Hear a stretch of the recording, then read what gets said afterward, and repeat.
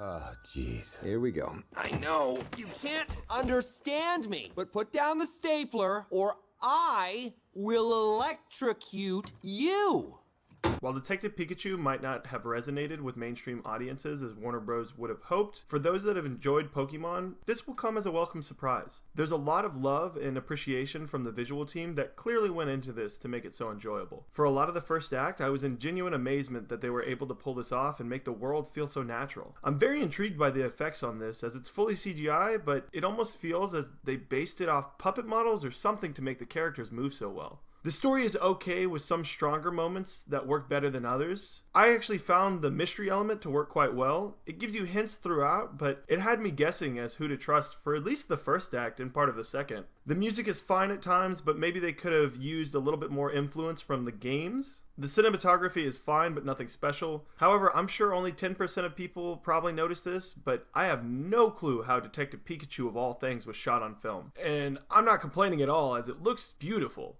The acting is average. Justice Smith is decently charismatic, but sometimes gives poor line delivery. Ryan Reynolds doing his gags did feel a little grating at times. Overall, he's a fine choice, but he's no Danny DeVito. The rest of the cast is okay. Ken Watanabe probably needed more screen time, as he's pretty solid in this movie. The first act is terrific, but they don't have as fully realized of a world for a larger part of the second act. There are some parts of the story that aren't necessarily poorly executed, but don't feel right for a Detective Pikachu movie. I do question if anybody cares if, say, a Pancham shows up, or those unfamiliar just go, yep, there's another Pokemon, cool, which that was one of my favorite aspects of the film, but could mean absolutely nothing to most people saying this. I also thought they could have thrown one bone to the mainline stories and not just mentions, but fingers crossed this is successful enough to go all in on a Pokemon live action movie.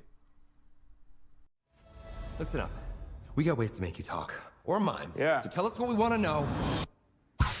Pipe. Yes. Okay. I can. Shoving. Pushing. My problem is that I push people away and then hate them for leaving. I'm giving Detective Pikachu a soft 7 out of 10. The visual style is enough to make me invested in the story, and everything else is competently made and has a couple of shining moments throughout. Side note, I'm inevitably going to raise my score when they release the Danny DeVito cut of this film, as it would make it perfect. Hey everyone, we're doing a podcast on video game adaptations this Monday. We'll be talking best, worst adaptations, games we'd like to see turned into movies, movies we'd like to see turned into games, and a review of this very film, Detective Pikachu. Share your feedback on YouTube, Twitter, or Reddit, as we tend to share that on the episode. Thanks!